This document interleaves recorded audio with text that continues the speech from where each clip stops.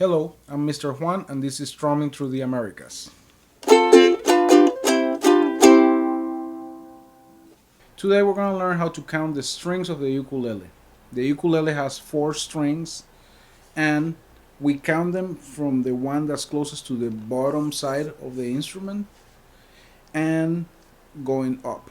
So the first one is going to be this one. See, the one that's closest to the bottom.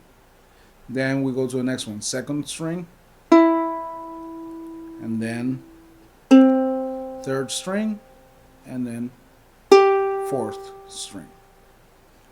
1, 2, 3, 4. And the notes are A, E, C, and then G. Okay, that's it for today.